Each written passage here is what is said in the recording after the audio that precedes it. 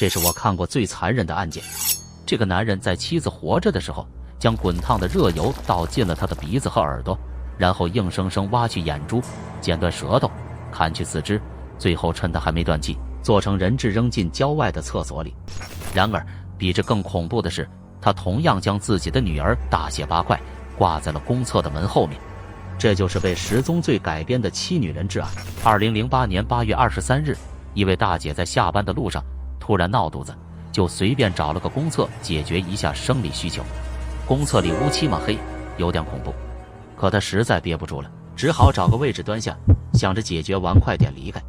可就在她尽情释放没多久，突然听到一阵微弱的呻吟声，大姐害怕极了，抬头左右看了一下，并没发现有啥异样。她假装咳嗽一声，来缓解自己紧张的情绪。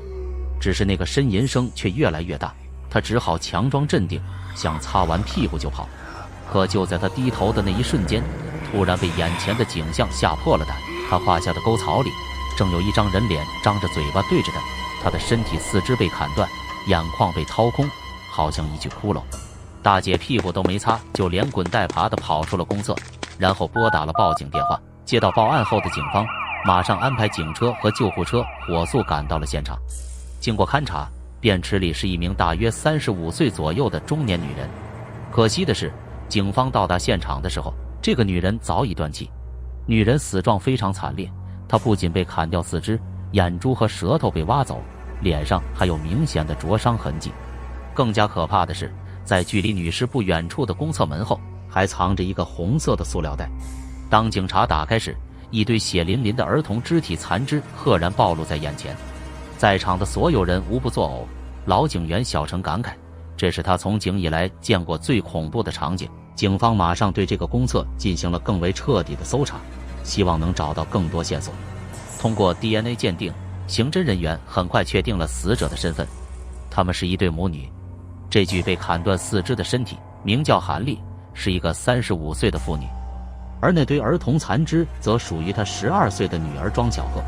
进一步尸检发现，女人的乳房以及阴部均有烟头烫伤的斑痕，说明死者生前曾遭受过凌辱虐待。这究竟是多大的仇，多大的恨，才会干出如此丧尽天良的事情？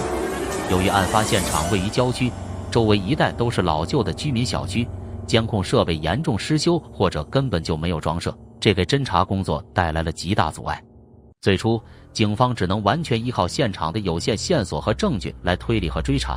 他们首先对周边多个小区的居民展开了走访，试图寻找目击证人或者当晚有没有可疑人员活动的线索，但令人沮丧的是，一无所获。死者韩丽的丈夫名叫庄铁柱，接到警方通知后，他才火急火燎地从外地赶来。据他所说，他已经在外地出差半个月了，对于妻女的失踪并不知情。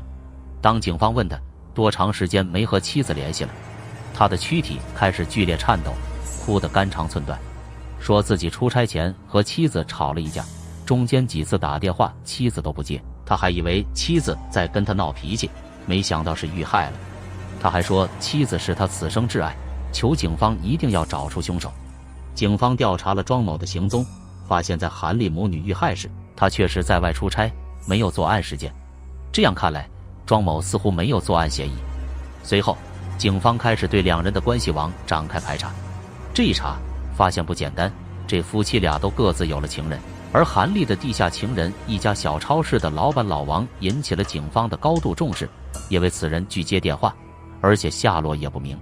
正当警方准备深入调查这个老王的时候，位于市区的一栋出租屋突然发生了火灾，火灾导致一人死亡，而死者正是老王。警方赶到现场，发现老王已然成为了一具焦炭。在他的房间里，警方找到了一把切割机，而齿轮上沾有大量血渍，这些血渍在实验室检测后，竟与韩丽母女的 DNA 高度吻合。显然，老王很有可能就是杀人凶手，他在杀人后为了逃避惩罚，采用这样的方式了结自己的性命。就当众人即将下定论之时，技术人员却有了新的发现，死者的床边有一截未烧完的蚊香，蚊香旁边有一团被烧过的灰烬。如果要自杀，点蚊香的意义何在？唯一能够解释的就是它很有可能是一种延迟杀人利器。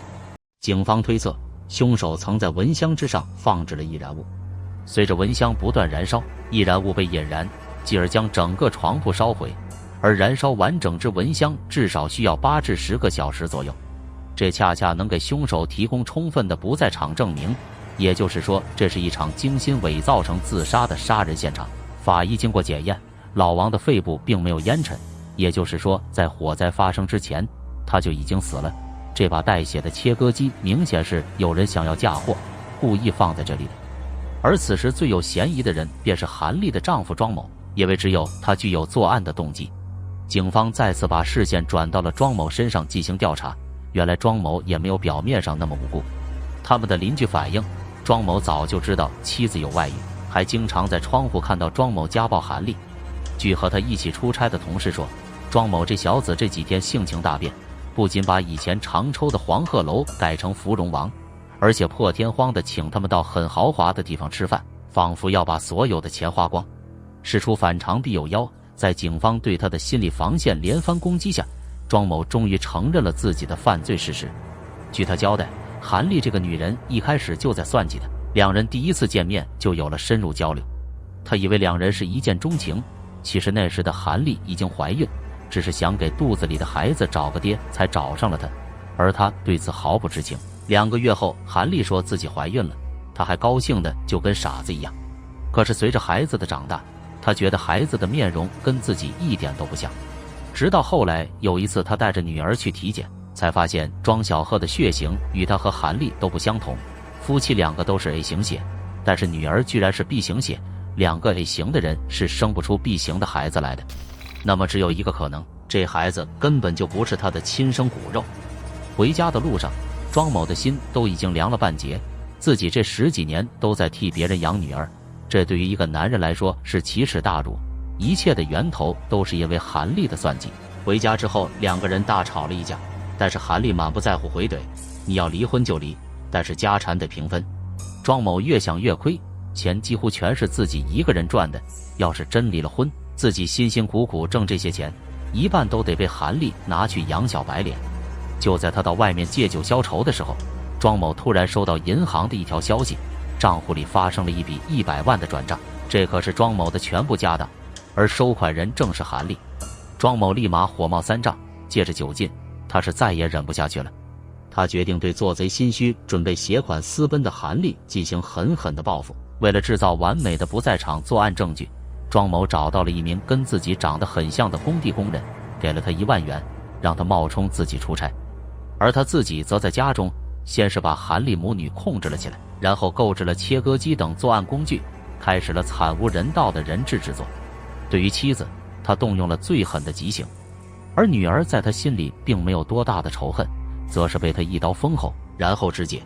将2个人处理之后，他赶到了出差所在地，将那名工人换了回来，营造自己的不在场证明。后来得知，警方在调查老王的时候，为了掩盖罪行，庄某又马不停蹄杀死了韩丽的情人老王，并嫁祸给他，制造出一个其杀人后畏罪自杀的假象。遗憾的是，最后还是被警方识破。通过这起震惊社会的惨案，我们再次看到了人性的阴暗与扭曲。一旦被嫉妒、仇恨等负面情绪彻底占据心智，就会导致人彻底堕落，走上万劫不复的犯罪深渊。对于这起案件，你有什么看法？可以在评论区留言，麻烦各位朋友帮忙点个赞，加个关注，感谢你的支持，我们下期见。